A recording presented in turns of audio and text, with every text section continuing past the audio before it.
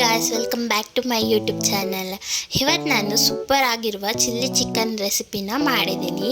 ಈ ಒಂದು ರೆಸಿಪಿನ ನೀವು ಒಂದ್ಕಿತ ಟ್ರೈ ಮಾಡಿದ್ರೆ ಮತ್ತೆ ಮತ್ತೆ ತಿನ್ನಬೇಕು ಅಂತ ಅನಿಸುತ್ತೆ, ಅಷ್ಟು ಚೆನ್ನಾಗಿ ಬರುತ್ತೆ. ಈಗ ಹೇಗೆ ಮಾಡೋದು ನೋಡೋದಕ್ಕಿಂತ ಮುಂಚೆ ಯಾರೆಲ್ಲ ನಮ್ಮ ಚಾನಲ್ನ ಹೊಸದಾಗಿ ನೋಡ್ತಿದ್ರು ಪ್ಲೀಸ್ ಸಬ್ಸ್ಕ್ರೈಬ್ ಮಾಡ್ಕೊಂಡು ಬೆಲ್ ಐಕನ್ನ ಕ್ಲಿಕ್ ಮಾಡಿ. ಈಗ ಹೇಗೆ ಮಾಡೋದು ನೋಡೋಣ ಬನ್ನಿ. ಈಗ ಫಸ್ಟು ಮಸಾಲೆನ ರೆಡಿ ಮಾಡ್ಕೊಳ್ಳೋಣ ಬನ್ನಿ. ಒಂದು ಪ್ಯಾನ್ಗೆ 3 ಟೇಬಲ್ ಸ್ಪೂನ್ ಆಯಿಲನ್ನು ಹಾಕೊಳ್ಳಿ. ಎಣ್ಣೆ ಕಾದಿದ ನಂತರ ಒಂದು ಚಕ್ಕೆ, 5 ಲವಂಗ, 1 ಇಂಚು ಶುಂಠಿ, 5 ರಿಂದ 6 ಬೆಳ್ಳುಳ್ಳಿ, 2 ಟೀ ಸ್ಪೂನ್ ಧನಿಯಾ ಕಾಳು, 10 ರಿಂದ 11 ಬ್ಯಾಡಗೆ ಮೆಣಸಿನ್ಕಾಯಿ. ಬ್ಯಾಡಗೆ ಮೆಣಸಿನ್ಕಾಯಿ ಹಾಕೋದ್ರಿಂದ ಕಲರು ಬರುತ್ತೆ ಮತ್ತು ಖಾರನೂ ಇರುತ್ತೆ. 4 ಈರುಳ್ಳಿ, ಹಾಗೆ 4 ಟೊಮೆಟೊ. ಈಗ ಇದನ್ನು ಚೆನ್ನಾಗಿ ಫ್ರೈ ಮಾಡ್ಕೊಳ್ಳಿ. ನೋಡಿ, ಈ ಥರ ಫ್ರೈ ಆಗಿರಬೇಕು. ಟೊಮೆಟೊ ಸಿಪ್ಪೆ ಎಲ್ಲನೂ ಬಿಟ್ಕೊಬೇಕು, ಆ ಥರ ಆದರೆ ಪರ್ಫೆಕ್ಟಾಗಿ ಆಗಿದೆ ಅಂತ. ಈಗ ಇದನ್ನು ಹಾರಕ್ಕಿಡಿ. ಹಾರಿದಾದ್ಮೇಲೆ ಒಂದು ಮಿಕ್ಸಿ ಜಾರ್ಗೆ ನಾವು ಫ್ರೈ ಮಾಡಿ ಇಟ್ಕೊಂಡಿರುವಂಥ ಮಸಾಲೆ ಎಲ್ಲನೂ ಹಾಕ್ಕೊಳ್ಳೋಣ. ಈಗ ಇದನ್ನು ನುಣ್ಣಗೆ ರುಬ್ಕೊಂಡು ಬನ್ನಿ. ನೋಡಿ ಗಾಯ್ಸ್, ಈ ಥರ ನುಣ್ಣಗೆ ರುಬ್ಕೊಂಡು ಬನ್ನಿ. ಕಲರು ತುಂಬ ಚೆನ್ನಾಗಿ ಬಂದಿದೆ. ಈಗ ಒಂದು ಕುಕ್ಕರ್ನ ತಗೊಳ್ಳಿ. ಕುಕ್ಕರ್ಗೆ 4 ಟೇಬಲ್ ಸ್ಪೂನ್ ಆಯಿಲನ್ನು ಹಾಕೊಳ್ಳಿ. ಹಾಗೆ 1 ಟೀ ಸ್ಪೂನ್ ತುಪ್ಪ. ಎಣ್ಣೆ ತುಪ್ಪ ಕಾದಿದ ನಂತರ ಪಲಾವ್ ಸಾಮಾನ ಹಾಕೊಳ್ಳಿ.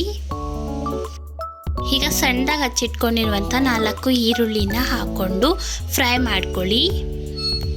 ಫುಲ್ ಡಾರ್ಕ್ ಬ್ರೌನ್ ಶೇಡ್ಗೆ ಬಂದರೆ ಟೇಸ್ಟ್ ತುಂಬ ಚೆನ್ನಾಗಿರುತ್ತೆ. ಸೊ ಅದಕ್ಕೆ ಡಾರ್ಕ್ ಬ್ರೌನ್ ಶೇಡ್ ಬರೋ ಹಾಗೆ ಫ್ರೈ ಮಾಡ್ಕೊಳ್ಳಿ. ನೋಡಿ, ಈ ಥರ ಈರುಳ್ಳಿ ಎಲ್ಲನೂ ಫ್ರೈ ಆಗಿರಬೇಕು. ಈ ಥರ ಎಣ್ಣೆ ಎಲ್ಲ ಬಿಡ್ತಾ ಇರಬೇಕು. ಈಗ ಇದಕ್ಕೆ ಚೆನ್ನಾಗಿ ತೊಳೆದಿಟ್ಕೊಂಡಿರುವಂತಹ ಚಿಕನ್ನ ಹಾಕೊಳ್ಳೋಣ. ನಾನಿಲ್ಲಿ 1 kg ಚಿಕನ್ನ ಹಾಕೊತಿದ್ದೀನಿ. ಈಗ ಇದನ್ನು 15 to 20 ಮಿನಿಟ್ಸ್ ಫ್ರೈ ಮಾಡ್ಕೊಳ್ಳಿ. ಇಲ್ಲ ಅಂದರೆ 1 ಕೂಗ್ ಸಹ ಕೂಗಿಸ್ಕೊಬೋದು, ಆವಾಗ ಚೆನ್ನಾಗಿ ಬೆಂದಿರುತ್ತೆ ಚಿಕನ್ ಎಲ್ಲನೂ. ನೋಡಿ, ಈಗ ಚಿಕನ್ ಎಲ್ಲನೂ ಸಹ ಚೆನ್ನಾಗಿ ಬೆಂದಿದೆ. ನಾನು ಸಹ 1 ಕೂಗ್ ಕೂಗಿಸ್ಕೊಂಡಿದ್ದೀನಿ. ಈಗ ಈ ಚಿಕನ್ಗೆ ನಾವು ಆಗಲೇ ರೆಡಿ ಮಾಡಿ ಇಟ್ಕೊಂಡಿರುವಂಥ ಮಸಾಲೆನ ಹಾಕೊಳ್ಳೋಣ. ಬೇಕಿದ್ರೆ ಇದಕ್ಕೆ ನೀವು ನೀರು ಹಾಕ್ಕೊಂಡು ಮಿಕ್ಸ್ ಮಾಡಿಕೊಂಡು ಸಹ ಹಾಕೊಬೋದು. ಈಗ ಇದನ್ನು ಮಿಕ್ಸ್ ಮಾಡ್ಕೊಳ್ಳಿ. ಬೇಕಿದ್ರೆ ಇದಕ್ಕೆ ನಿಮಗೆ ಎಷ್ಟು ನೀರು ಬೇಕೋ ಅಷ್ಟು ನೀರನ್ನ ನೀವು ಸೇರಿಸ್ಕೊಬೋದು. ಈಗ ಈ ಒಂದು ಫ್ರೈ ಎಷ್ಟು ಕುದಿಸ್ಕೊತೀವೋ ಅಷ್ಟು ಟೇಸ್ಟ್ ಅನ್ನೋದು ಬರುತ್ತೆ. ಆಯಿಲ್ ಎಲ್ಲ ಬಿಡೋ ಹಾಗೆ ಕುದಿಸ್ಕೊಳ್ಳಿ. ಈಗ ಇದಕ್ಕೆ ರುಚಿಗೆ ತಕ್ಕಷ್ಟು ಉಪ್ಪನ್ನು ಹಾಕೊಳ್ಳಿ.